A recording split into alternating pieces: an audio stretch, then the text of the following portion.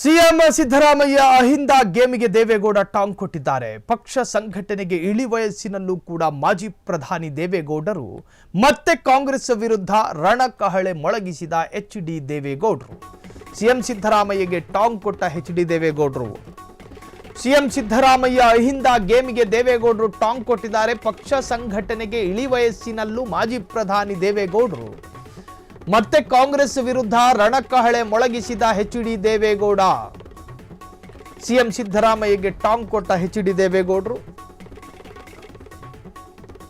ಇತ್ತ ಸ್ಥಳೀಯ ಸಂಸ್ಥೆಗಳ ಚುನಾವಣೆಯಲ್ಲಿ ಮೈತ್ರಿ ಬಗ್ಗೆಯೂ ಅಪಸ್ವರ.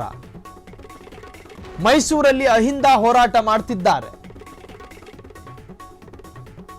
ನಾವು ಕೂಡ 23ಕ್ಕೆ ಬೃಹತ್ ಕಾರ್ಯಕ್ರಮ ಮಾಡ್ತಿದ್ದೇವೆ. ಅಹಿಂದ ವ್ಯಾಖ್ಯಾನ ಮಾಡೋಕೆ ನಾನು ತಡವರಿಸ್ತೇನೆ, ಯಾಕಂದ್ರೆ ವಿವರಿಸೋದು ಕಷ್ಟ ಎಂದು ಟಾಂಗ್ ಕೊಟ್ಟ ದೇವೇಗೌಡ. ಸಿಎಂ ಸಿದ್ದರಾಮಯ್ಯ ಅಹಿಂದ ಗೇಮ್ಗೆ ದೇವೇಗೌಡ ಟಾಂಗ್ ಕೊಟ್ಟಿದ್ದಾರೆ.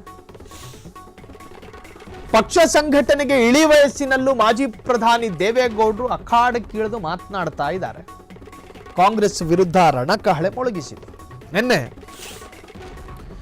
ಜೆಪಿ ಭವನದಲ್ಲಿ ಜೆಡಿಎಸ್ ಅಧಿಕೃತ ಕಾರ್ಯಕ್ರಮವೊಂದನ್ನ ಮಾಡುತ್ತೆ. ಆ ಕಾರ್ಯಕ್ರಮದ ಮುಖ್ಯ ಉದ್ದೇಶ ಜೆಡಿಎಸ್ಸಿನ ನ್ಯಾಷನಲ್ ಪ್ರೆಸಿಡೆಂಟ್ ಆಗಿರುವ ಎಚ್.ಡಿ. ದೇವೇಗೌಡರು ಮನಬಿಚ್ಚಿ ಪ್ರೆಸ್ ಮೀಟ್ ನಲ್ಲಿ ಮಾತನಾಡೋದು. ಪತ್ರಿಕಾಗೋಷ್ಠಿ ಕರೆದ್ರು, ಕೂತ್ಕೊಂಡು ಮಾತನಾಡಿದ್ರು. ಅವರ ಈ ಹಿಂದಿನ ಪ್ರಬುದ್ಧತೆಗಳು ಮರೆಮಾಚಿರಲಿಲ್ಲ.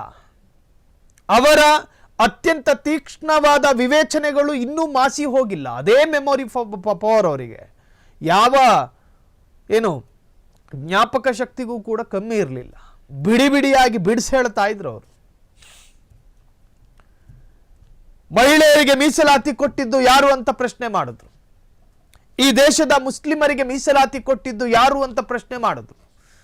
ಮಾತನ್ನ ಮುಂದುವರಿಸ್ತಾ ಹೇಳ್ತಾರೆ, ಈ ಸಿದ್ದರಾಮಯ್ಯರನ್ನ ರಾಜಕೀಯಕ್ಕೆ ತಂದಿದ್ಯಾರು ಮತ್ತು ಅವರನ್ನ ಫೈನಾನ್ಸ್ ಮಿನಿಸ್ಟರ್ ಮಾಡಿದ್ಯಾರು ಅಂತ. ನಾನದಕ್ಕೆ ಉತ್ತರ ಕೊಡೋದಿಲ್ಲ, ಸಿದ್ದರಾಮಯ್ಯನವ್ರ ಜೊತೆನೇ ಕೇಳಿ, ಅವರೇ ಹೇಳ್ತಾರೆ ಅಂತ ಹೇಳಿ ದೇವೇಗೌಡರು ಹೇಳ್ತಾರೆ. ಪಳಗಿದ ರಾಜಕಾರಣಿ ಮಾತನಾಡಿದ ರೀತಿಯೇ ಮಾತನಾಡಿದ್ರು. ಅದರರ್ಥ ಅವರು ಪಳಗಿದ ರಾಜಕಾರಣಿ. 6-7 ದಶಕಗಳಿಂದ ರಾಜಕಾರಣದಲ್ಲಿ ಅತ್ಯಂತ ಸಕ್ರಿಯರಾಗಿರ್ತಕ್ಕಂತಹ ರಾಜ್ಯ ಕಂಡ, ರಾಷ್ಟ್ರ ಕಂಡ, ಅಂತಾರಾಷ್ಟ್ರೀಯ ನಾಯಕ ಎಚ್.ಡಿ. ದೇವೇಗೌಡರು. ಅದರಲ್ಲಿ ಯಾವುದೇ ತರಹದ ಸಂಶಯ ಬೇಡ.